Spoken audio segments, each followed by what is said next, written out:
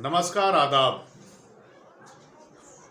लोकतंत्र के महाउत्सव के चुनावी पर्व में आज पहले फेज के चुनाव के बाद ये पहला न्यूज़ बुलेटिन है, जिसमें ये बताएंगे कि किस तरह पहला फेज और किस तरह चुनाव हुए और क्या रणनीति रही है विपक्ष की, क्या रणनीति रही है सत्ता पक्ष में, क्या ग्राउंड की रिपोर्ट आ रही है। तो आज हम बताएंगे फर्स्ट फेज की रिपोर्ट, ग्राउंड रिपोर्ट, और खासकर बात करेंगे उत्तर प्रदेश की। उत्तर प्रदेश की 8 सीटों पर चुनाव हुए हैं और वेस्टर्न यूपी के ये सीट्स हैं जिसमें बहुत ज़्यादा स्टेक है भारतीय जनता पार्टी का, क्योंकि भारतीय जनता पार्टी इस वेस्टर्न यूपी में लगातार हावी रही है और इस बार उसका गठबंधन राष्ट्रीय लोकदल के साथ है। लेकिन इस बार भारतीय जनता पार्टी को चुनौती मिल रही है कांग्रेस और समाजवादी पार्टी के गठबंधन के उम्मीदवारों को, और एक सीट नगीना में आज़ाद समाज पार्टी के चंद्रशेखर रावण से। तो जाहिर सी बात है कि भारतीय जनता पार्टी के लिए ये फेज जो पहले बहुत ही ज़्यादा अच्छा जाता रहा है, लेकिन इस बार इस फेज में भारतीय जनता पार्टी की क्या हालत है, क्या है ग्राउंड रिपोर्ट, इस पर बात करेंगे। जो हमारे फीडबैक मिल रहे हैं लोगों से, हालांकि वो ऑथेंटिक नहीं माने जा सकते क्योंकि फीडबैक जो मिलता है वो रिजल्ट नहीं होता है। फीडबैक ये बता रहा है कि किस सीट पे कौन सी पार्टी या कौन से प्रत्याशी हावी रहे हैं। इसके अलावा और बहुत सारे स्टेट्स में इलेक्शन हुआ है। तमिलनाडु में इलेक्शन हुआ है, राजस्थान में इलेक्शन हुआ है, बिहार में इलेक्शन हुआ है। फर्स्ट फेज में कुल 102 सीटों पे इलेक्शन हुआ। पुडुचेरी में इलेक्शन हुआ, अंडमान निकोबार में इलेक्शन हुआ है। इसके अलावा बहुत सारे स्टेट्स में फर्स्ट फेज में वोटिंग हो गई है। डिब्रूगढ़ में, आसाम में वोटिंग हुई है। तो जहां जहां भारतीय जनता पार्टी का स्ट्रांग होल्ड रहा है वहां वहां इस फेज में इलेक्शन है, खासकर उत्तर भारत में और नॉर्थ ईस्ट की बात करें। जहां तक साउथ की बात है, तमिलनाडु में वहां पे इंडिया गठबंधन पहले भी जीत रहा था। केरला में इलेक्शन हुआ है कुछ सीटों पर, वहां पर भी क्या माहौल है, क्या फिजा है, क्या ग्राउंड रिपोर्ट मिल रही है, इन सब पर हम बात करेंगे। लेकिन सबसे बड़ी बात करेंगे उत्तर प्रदेश की, जहां की राजनीति के बगैर देश की राजनीति करना मुश्किल है। सिवाय 2004 में जब यूपीए की सरकार बनी थी तो कांग्रेस के पास 9 सांसद थे, लेकिन उस बार 38 सांसद समाजवादी पार्टी के जीत के गए थे, जिन्होंने सरकार को बाहर से समर्थन दिया। यानी हम कह सकते हैं कि बिना उत्तर प्रदेश के कोई भी सरकार बननी देश में मुश्किल है।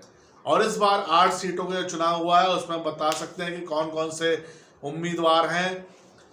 पहली बात करेंगे पीलीभीत सीट से, जहां पे वरुण गांधी का टिकट काट के भारतीय जनता पार्टी ने कांग्रेस से गए और पीडब्ल्यूडी यानी लोक निर्माण मंत्री उत्तर प्रदेश के जितिन प्रसाद को चुनाव लड़ाया है। उस सीट पर चुनाव वोटिंग खत्म हो गई है। इसके अलावा कैराना में इकरा हसन, वो भी एक बहुत प्रेस्टिजियस सीट है, वहां से चुनाव लड़ रही है समाजवादी पार्टी के कैंडिडेट के तौर पे। हरिंदर मलिक वर्सेस संजीव बलियान है। मुजफ्फरनगर में ये भी एक प्रतिष्ठित सीट है जहां पे स्टेक लगा हुआ है जो समाजवादी पार्टी का भी और एनडीए का भी। इसके अलावा सहारनपुर, जो एक भारतीय जनता पार्टी का स्ट्रांग होल्ड रहा, पिछली बार समाजवादी पार्टी बहुजन समाज पार्टी के कैंडिडेट फजलुर रहमान जीते थे, लेकिन इस बार वो चुनाव नहीं लड़े। टक्कर इमरान मसूद और राघव लखनपाल, यानी राघव लखनपाल भारतीय जनता पार्टी के उम्मीदवार के तौर पर चुनाव लड़ रहे हैं। नगीना सीट से चंद्रशेखर रावण वो मैदान में उतरे हुए हैं, उनको समाजवादी पार्टी ने भी अपना समर्थन नहीं दिया, कांग्रेस ने भी नहीं दिया, बहुजन समाज पार्टी ने दिया, लेकिन वो अकेले दम पर चुनावी हलचल मचाए हुए हैं। मुरादाबाद में रुचि वीरा चुनाव लड़ रही हैं, उनका टिकट लास्ट मोमेंट पे समाजवादी पार्टी ने किया है, मौजूदा सांसद एसटी हसन का टिकट काट के। इसके अलावा मुरादाबाद के अलावा रामपुर सीट से वहाँ पे चुनाव हो रहा है, वहाँ पे भारतीय जनता पार्टी ने बाई इलेक्शन में चुनाव जीता था, वहाँ से समाजवादी पार्टी के उम्मीदवार हैं। और इन सब सीटों पे उम्मीदवार बता दें हम, जो उम्मीदवार हैं उसमें सबसे इम्पोर्टेंट सीट आ रही है मुजफ्फरनगर, मुरादाबाद, पीलीभीत, रामपुर, सहारनपुर, बिजनौर। और जो ग्राउंड रिपोर्ट मिल रहा है इस पर हम बात करेंगे। हालांकि ये ग्राउंड रिपोर्ट ऑथेंटिक नहीं हम कह सकते हैं, लेकिन ये कह सकते हैं कि एक फीडबैक जो मिल रहा है उस फीडबैक के आधार पर एक कहा सकता है भारतीय जनता पार्टी की कश्ती भंवर में फंसती जा रही है।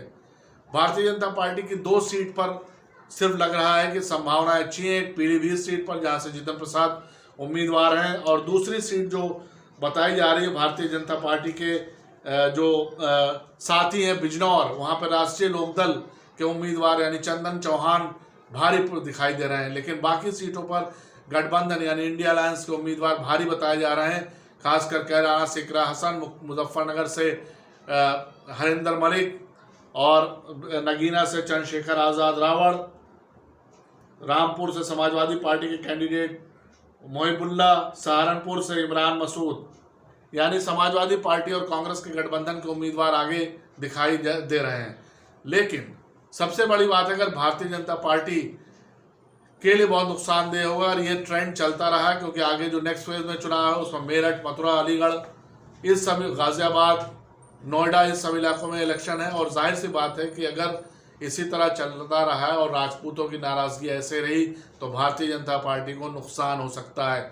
हम कह सकते हैं कि जो ग्राउंड रिपोर्ट आ रहा है उसमें बहुत अच्छे आसार एनडीए के नहीं दिखाई पड़ रहे हैं। हालांकि ये रिजल्ट नहीं है, ये फीडबैक है सिर्फ, और ग्राउंड रिपोर्ट जो लोगों से बातचीत के आधार पर है। धन्यवाद। फीडबैक का इंतजार रहेगा। लाइक कीजिए, शेयर कीजिए और सब्सक्राइब भी कीजिए।